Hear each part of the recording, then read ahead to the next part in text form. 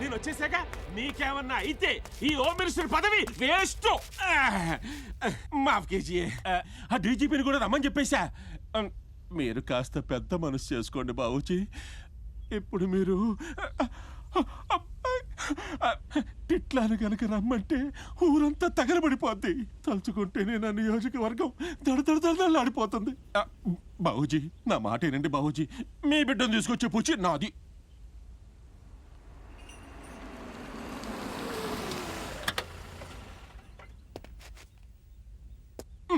వచ్చా?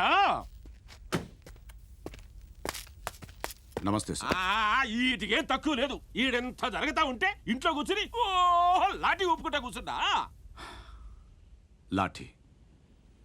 లాఠీకి పని చెప్పి చాలా సంవత్సరాలు అయిపోయింది సార్. ఊళ్ళో ఏం జరిగినా చూసి చూడనట్టు ఉండాలని డ్యూటీలు చేరినప్పుడు చెప్పారు కదా, అందుకే చేతులు ముడుచు కూర్చున్నా. మాట్లాడొద్దు. ఊరు వేరు, బాబుజీ వేరు. బాబుజీ అంటే ఈ ఊరికి దొర. ఆయన కొడుకుని అరెస్ట్ చేయడం ఏందయ్యా? ఎవడాడు? ఎక్కడాడు? మాట్లాడవే. కొత్తగా వచ్చిన ఏఎస్పీ సార్, విక్రమ్ రాథోడ్. మాట్లాడొద్దు. అట్లాంటి ఇక్కడికి ఎందుకు రప్పించా? మాట్లాడవే. నేను రప్పించడం ఏంటి సార్? రెగ్యులర్ ట్రాన్స్ఫర్ లో. మాట్లాడొద్దు. ట్రాన్స్ఫర్ లో నీకు తెలియకుండానే వచ్చాడా? అంటే నువ్వు ఆఫీసులో నిద్రపోతున్నావా? ఇంత ఘోరం జరిగిపోయిందే, ఏం చెయ్యాలి ఇప్పుడు? మాట్లాడవే. నేను ఎంక్వైరీ చేస్తాను సార్. మాట్లాడొద్దు. నియోజకవర్గంలో చెమట్లు పట్టేస్తున్న ఈడ పనికి మాలి గుంపంతా ఆఫీసులో అయిపోతుంటారు. ఇదిగో నువ్వేం చేస్తావో తెలీదు. మధ్యాహ్నానికి బాబుజీ కొడుకు ఉండాలా, ఆ ఆఫీసర్ కాడ వచ్చి బాబుజీ కాళ్ళ కాడ ఉండాలా? మాట్లాడవే. మాట్లాడతాను సార్, వెళ్తున్నాను. చాలే తొందరగా తీసుకురా. తల తినేస్తున్నారయ్యా. ఎవడెవడో వచ్చేస్తారు.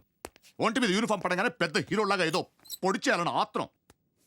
Home minister నోటుకొచ్చినట్టు వాగాడు. మాడు మీద దెబ్బ పెడుతూ మళ్ళీ కనిపించరు.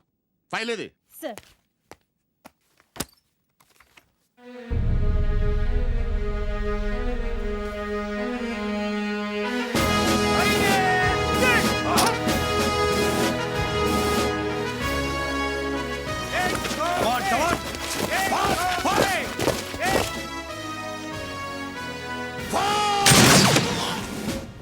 ఇంప్రెసివ్ ట్రాక్ రికార్డ్ ఒకటి.